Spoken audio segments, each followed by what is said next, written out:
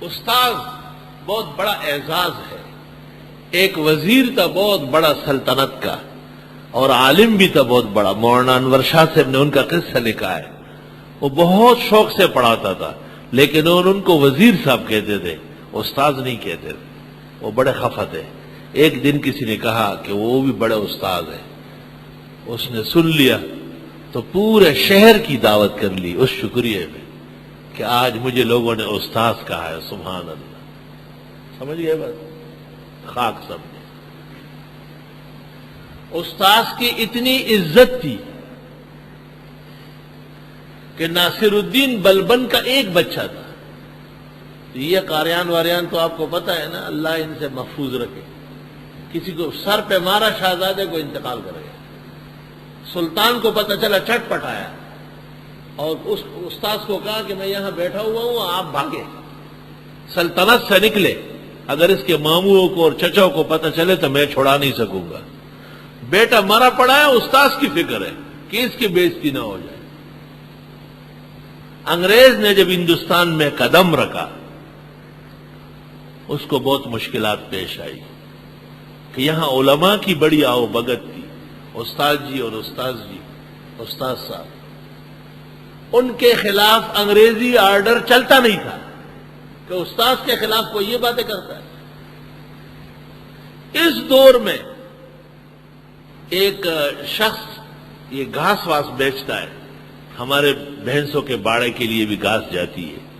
تو اس کو کبھی ہم نے کہا کہ آپ یہاں آئے بل لینے، اس نے کہا نہ، استاذ کے پاس پیسوں کے لیے کبھی نہیں آئیں گے، مر جائیں گے. استاذ کے پاس چائے پینے آئیں گے، دعائیں لینے. اس 15ویں صدی میں ایک شخص اس کنڈیشن کا مومن موجود ہے کہ استاذ سے کوئی پیسے مانگتا ہے، استاذ کو پیسے دیتے ہیں. جب انگریز نے یہ دیکھا کہ علماء کے استاد ہونے کی وجہ سے بے انتہا عزت ہے، یہاں تک کہ ہندو اور سکھ وہ بھی استاد، میرے اسکول میں استاد ہے، میرے فلاں جگہ میں استاد ہے، احترام کرتا تھا بہت زیادہ. تو انگریز نے کہا اب اس استاذ کو ہلکا کرنا ہے. کہ استاذ کا لباس کیسا ہے؟ کہ سر پر پگڑی ہوتی. تو انہوں نے کہا بینک کے چوکیداروں کو اور ملازمین کو کہا، بینڈ باجے والوں کو کہا، ڈائننگ کار والوں کو کہا کہ تمہارے لیے بھی ضروری ہے کہ آپ پگڑیاں باندھ دیں. یہ دیکھیں، پگڑیاں باندھ دیں. تو ہندوستان کے علماء ڈر گئے، انہوں نے پگڑیاں اتار کے ٹوپیاں رکھی. لیکن سرحد کے افغانستان کے، بلوچستان کے، وزیرستان کے وہ نہیں ڈرے. انہوں نے کہا اگرچہ بت ہے جماعت کے آستینوں میں، مجھے ہے حکم ازا لا الہ الا اللہ.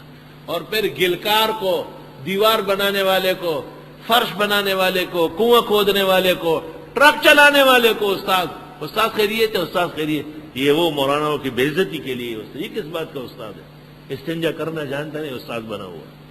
یہ کون سا استاد ہے؟ اور اب باقاعدہ ہیروئن کا جو بڑا لیڈر ہوتا ہے، چرسیوں کے ہاں جو سب سے بڑا چرسی خانہ چلاتا ہے، آپ کو پتہ ہے اس کو پیر صاحب کہتے ہیں. وہ پیر کہلاتا ہے، پیر صاحب. یہ اصطلاحات کو ذلیل کرنے کے لیے ہلکا کر، یہ سازش ہے، بہت بڑی سازش. جب یہ سارے حربے استعمال ہوئے کچھ بھی نہیں بنا. صرف ایک نقصان ہو گیا کہ اسلامی نظام آنے میں دقت پیش آ گئی، لوگوں میں اجنبیت آ گئی. تو پھر براہ راست حملہ آور ہو گئے کہ بھئی یہ طالبان ہے اور یہ مجاہدین ہے اور یہ دہشت گرد. اب انہوں نے چھیڑا ہے ایسا. اب وہ شہد کی مکھیاں آرام سے بیٹھی دیتی ہے، جب کوئی پتھر مار دیتا ہے پھر دور دور کسی کو دیکھ کے اس کو کاٹتی ہے کہ انہوں نے ہمارے گھر پتھر پھینکا ہے. بھئی جب آپ جا کر کے ان کو کھیڑ رہے ہیں، ان کے نہتے اور بے گناہوں کو مار رہے ہیں، تو آخر وہ بھی انسان ہے، کلمہ گو ہے، انہیں بھی تو غصہ آئے گا. وہ تو آپ کے گھر نہیں آئے، آپ ان کے گھروں میں جا کے قبضے کر رہے، غصب کر رہے، خون بہا رہے، نہتے کو مارے جا رہے. اپنے گریبان میں نہیں جانتے کہ دہشت گرد آپ ہے یا وہ ہے.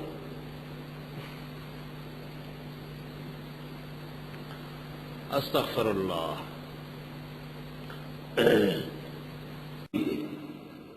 حبب الی الخلا، بخاری بدلوئی، مجھے علیحدہ غار حرا میں رہنا مجھے پسند کیا گیا، لیکن وہی آئی یا ایھا المزمل قم اللیل الا قلیلا یا ایھا المدثر قم فانذر، اٹھیے اٹھیے اٹھیے، یعنی خلوت چھوڑیے، جلوت میں جائیے۔ اولیاء کرام جو سچے اولیاء ہیں، یہ تو دنیا دار ہے، یہ تو اولیاء نہیں ہے، یہ تو اولیاء شیطان ہے۔ جو سچے اولیاء ہے، جس میں قطب غوث بدل نقی ذکی تقی موجود ہوتے ہیں، وہ سچے اولیاء، وہ حالت خلوت کے ہیں، اور علماء کرام حالت جلوت کے ہیں۔ اس لیے علماء احسن حالا من الاولیاء علی الاطلاق، وہ اچھے ولی جس کو شریعت کہے کہ یہ ولی ہے، الا ان اولیاء اللہ لا خوف علیہم ولا هم یحزنون، ان پر بھی خلا کا غلبہ رہتا ہے۔ اور عالم کے لیے خلا ناممکن ہے، وہ جلا میں رہے گا، اور یہ وہ کیفیت ہے جو وحی کے بعد ہے، اور وحی آنے کے بعد نبی کا مقام بڑا ہے اس مقام سے جو وحی سے پہلے ہے۔ اس لیے عقائد کی کتابوں میں ہے العلماء احسن حالا من الاولیاء، علماء ہر حال میں علی الاطلاق بزرگان دین سے ارب و کرب و درجے افضل ہے۔ اس لیے نبی نے جب بھی کہا انما بعثت معلما، میں مولوی بن کے آیا ہوں، فضل العالم علی العابد کفضلی علی ادناکم، انما یخشی اللہ من عبادہ العلماء۔ من صلی خلف عالم تقی فکأنما صلی خلف نبی۔ صاحب ہدایہ خود صاحب الاسانید ہے، صاحب ہدایہ کے حوالے سے بیان کرنا کافی ہے، وہ صاحب الاسانید ہے۔ ابن حجر کون ہے، سیوطی کون ہے جو کہتے ہیں لم اجد ہو لم اجد ہو؟ صاحب ہدایہ 25 کروڑ ابن حجر و سیوطی ایک طرف کر دے، دوسری طرف صاحب ہدایہ کر دے، وہ زیادہ وزندار نکلے۔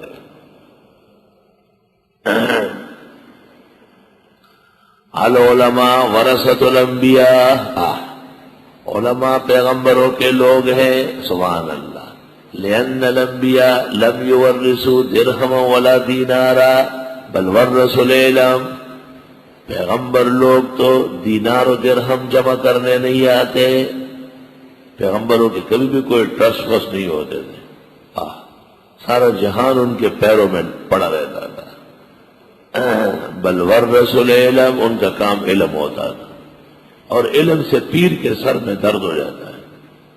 پیر کو پریشان کرنا ہو تو نور الہدیٰ لے جاؤ کہ آپ درس دے دیں اس کا، پیر کو عذاب میں ڈالنا ہو تو اس کو کہو تعلیم الاسلام پڑھاؤ، پیر کو آپ بجلی کے شارٹ نہ دیں، ان کو کہو حضرت مشکات کا درس شروع کرا دیں، وہ کہے گا گستاخ بے ادب، جیسے آپ نے اس کو گناہ کی دعوت دے دی۔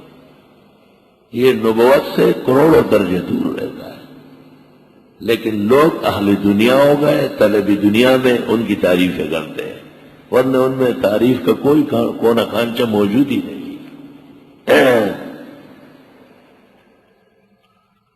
ان سے تو کروڑوں درجے محمود غزنوی سمجھدار تھا، جن کو حیرت تھی کہ علماء کیسے ورثۃ الانبیاء ہے، اور خداوند تعالیٰ نے ایک طالب علم کے اکرام کرنے سے ان کو اس کا نظارہ دکھایا۔ وَإِذَا لَقُوا الَّذِينَ آمَنُوا، اور جب یہ ملتے ہیں ایمان والوں سے، قَالُوا آمَنَّا، کہتے ہم ایمان لائے۔ جب علماء کی خدمت میں آتے، عالم لوگ تو ہمارے سر کے تاج ہیں، عالم لوگ ہی تو بس سب کچھ ہیں۔ پھر جب اپنے ہاں بیان کرتے ہیں، دیکھو بھائی کوئی عالم تو نہیں حضرت، الحمدللہ آج ذرا کھل کر بات کریں۔ دیکھیں چور جب کہیں چوری کرنے آتے، کہیں چوکی دار تو نہیں ہے، کوئی پولیس والے تو نہیں ہے، کہا آج پوری چوری کریں گے، سامان بھی بکسے بھی لے کے جائیں گے، صرف کپڑے اور سونا چاندی نہیں۔ علماء کے ہوتے ہوئے کوئی دین کی چوری نہیں کر سکتا، وہ ٹھوک دے گا اس کو، غلط کہتے، یہ مسئلہ نہیں ہے۔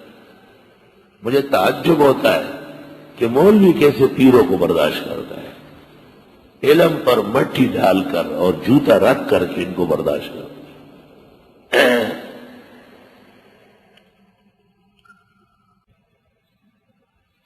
میں جب گلشن نئے نئے آیا تو یہاں ایک پی آئی اے کا ملازم تھا، اس کا پتہ چلا کہ بیوی کو 3 طلاق دی۔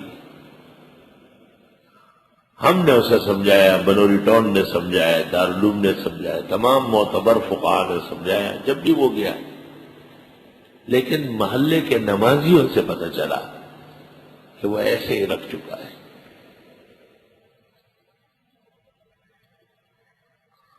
15-20 سال بعد میں مہمانوں کو چھوڑنے کے لیے موتی محل کے سٹاپ پہ گیا۔ اس زمانے میں ہم ایسے ہی گھومتے پھرتے تھے، 2-3 مولوی صاحبان آئے تھے تو میں نے کہا چلو آپ کو مسجد میں بٹھانے کے لیے میں موتی محل گیا۔ شروع سے طالب علمی کے زمانے سے میرے سر پر پگڑی ہاتھ میں چڑھی، وہ لڑکا کھیل رہا ہے اور لوگوں کو کہتا ہے کیا چیز آ رہی، دیکھو تو صحیح کیا چیز آ رہی ہے۔ مہمانوں کو خیال نہیں تھا، میں نے سنا، میں مہمانوں کو بٹھا کے جو واپس آنے لگا تو اس کی طرف چل پڑا۔ لڑکوں نے اس کو کہا مولانا صاحب کی طرف آ رہا ہے، وہ کھیلتے کھیلتے پیچھے گیا، بھاگا گا۔ جب گھر گھس گیا میں دروازے پہ آیا، میں نے دستک دی، اس کی والدہ آئی، میں نے کہا اس کو بتایا آپ نے کہ یہ حرامی پیدا ہوا ہے؟ کہنے لگی کوئی بے ادبی کی ہے۔ میں نے کہا حرامی جو پیدا ہوا ہے تو یہ ادب کرے گا کیا؟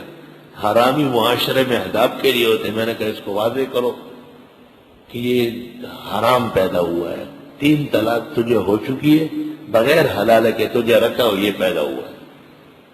جتنے معاشرے کے حرامی ہیں یہ سب وہی نسل ہے، نکاح ٹوٹ چکے ہیں اور اس کے بعد اجنبیوں کو رکھے ہوئے ہیں، اور اجنبی سے جو پیدا ہوگا وہ حلال کا کام نہیں کرے گا، وہ دین کا، علم کا، علماء کا، قرآن و سنت کا مذاق اڑائے گا۔